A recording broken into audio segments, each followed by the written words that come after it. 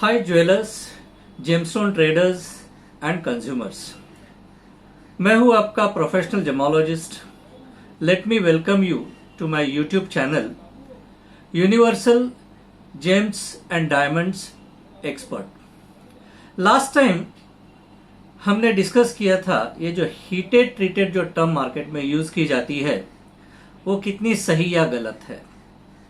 अभी वो जो पर्टिकुलर हमने वीडियो डाला था उसको काफ़ी रिस्पांस आया और उनमें एक बहुत बढ़िया सवाल हमें पूछा गया कि ये जो ट्रीटमेंट्स है, जो जेमस्टोन्स पे जो ट्रीटमेंट्स होती है, क्या वो सिंथेटिक जेमस्टोन्स पे भी होती है? तो हमारा सिंपल जवाब है कि हाँ जी, कि ट्रीटमेंट्स सिंथेटिक जेमस्टोन्स पे भी होती है।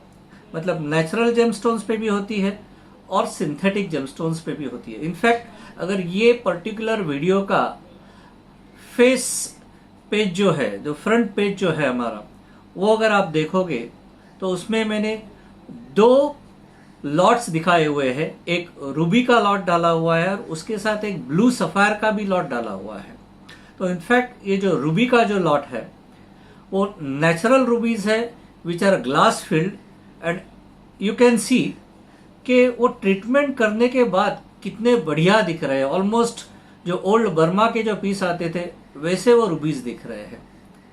सिमिलरली जो ब्लू सफायर्स है, इनफैक्ट वो जो पर्टिकुलर ब्लू सफायर्स हमारे यहाँ मार्केट में आने लगे, शुरुआत में इनफैक्ट हमारे पास ही आए थे, वो सिंथेटिक ब्लू सफायर्स है जिसके ऊपर डिफ्यूजन ट्रीटमेंट किया हुआ है कलर के लिए। मतलब ये ब्लू कलर बढ़ाने के लिए उसके ऊपर डिफ्यूजन ट्रीटमेंट किया हुआ है।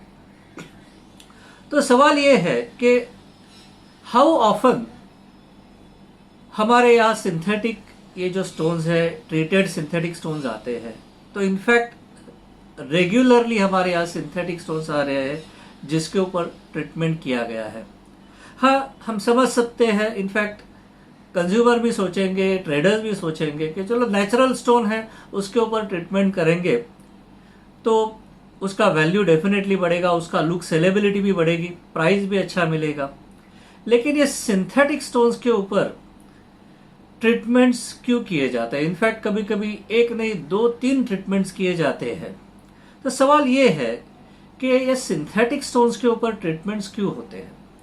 हमारा हिसाब से अगर हमें आप पूछेंगे तो हमारा जवाब यही रहेगा कि ये जो ट्रीटमेंट्स हो रहे हैं आजकल सिंथेटिक स्टोन्स के ऊपर, वो मार्केट में चैलेंज क्रिएट करने के लिए हो रहे हैं। मतलब हमारे जैसे जो प्रोफेशनल जेमोलॉजिस्ट है या जो अच्छी इंस्टीट्यूट्स है, जेमोलॉजिकल इंस्टीट्यूट्स, उनके लिए एक नया चैलेंज क्रिएट करने के लिए ये सब हो रहा है।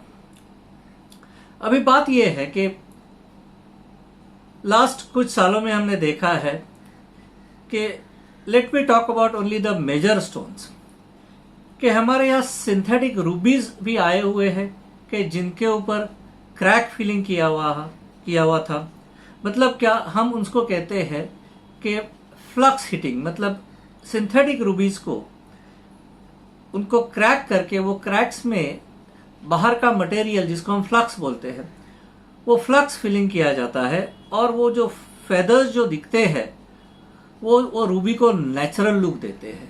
तो वो आइडेंटिफाई करना इतना इजी नहीं होता है। दूसरा हमने देखा है ब्लू सफायर में भी, इनफैक्ट ब्लू सफायर में भी हमारे यहाँ काफ़ी पीस ऐसे आए, बहुत चैलेंजिंग थे, लेकिन हमारे एक्सपर्टी के कारण, क्योंकि we are in the market for more than 40 years now, काफ़ी टाइम ये स्टोन हमारे यहाँ पहले आ जाते हैं कहीं दूसरी जगह जाने के पहले। तो ये जो पर्टिकुलर स्टोन्स है अभी ब्लू सफायर है, उनके ऊपर डिफ्यूजन ट्रीटमेंट भी किया जाता है, प्लस उसमें फ्लक्स हिटिंग भी किया जाता है। मतलब और कॉम्प्लिकेशंस उसमें क्रिएट किए जाते हैं। या अगर आप दूसरे कोई ट्रीटेड स्टोन्स के बारे में बात करेंगे कि आजकल समटाइम्स जो दूसरे सिंथेटिक स्टोन्स है उसमें भी थोड़ा ट्रीटमेंट्स आ सकते हैं, जैसे इमिटेशन, टर्क्वाइज के इमिटेशंस है, उसको भी कलरिंग करके आता है। तो डेफिनेटली सिंथेटिक स्टोन्स के ऊपर भी आजकल काफ़ी ये ट्रीटमेंट्स हो रहे हैं कि चैलेंज, ये जो आइडेंटिफिकेशन चैलेंज है वो बढ़ाने के लिए। लेकिन सवाल ये है कि ये जो चैलेंज है ये आज जेम्स एंड ज्वेलरी इंडस्ट्री के लिए है, और ये चैलेंज हर एक जन ने एक्सेप्ट करना चाहिए, फिर वो जेम ट्रेडर हो, ज्वेलर हो, या जेम इंस्टीट्यूट्स हो, जेमोलॉजिकल इंस्टीट्यूट्स हो, या जेमोलॉजिस्ट हो। वो हम सब ने मिलकर ये प्रॉब्लम सॉल्व करना ज़रूरी है। हम एक दूसरे को अगर हेल्प करेंगे, अगर समझो कुछ नया प्रोडक्ट आया है मार्केट में कोई ट्रेडर के पास, तो वो प्रोडक्ट उसने उनका जो भी रिलेटेड जेमोलॉजिकल इंस्टीट्यूट है या उनके जो जेमोलॉजिस्ट है उनके पास स्टडी के लिए भेजने चाहिए। तो क्या वो उनकी स्टडी करेंगे, और नेक्स्ट टाइम अगर कोई ऐसा प्रोडक्ट आया तो इमीडिएटली वो अपने आप को एग्जैक्ट उसका आइडेंटिफिकेशन देने में समर्थ रहेंगे।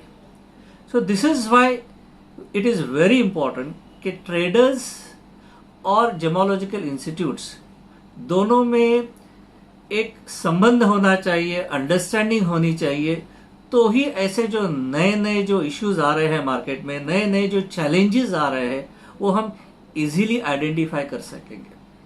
सो आई होप ये जो सवाल जिन्होंने पूछा था उनको हमने उनके रिक्वायरमेंट के हिसाब से हमने जवाब दिया है, and they are happy about it. Thank you very much.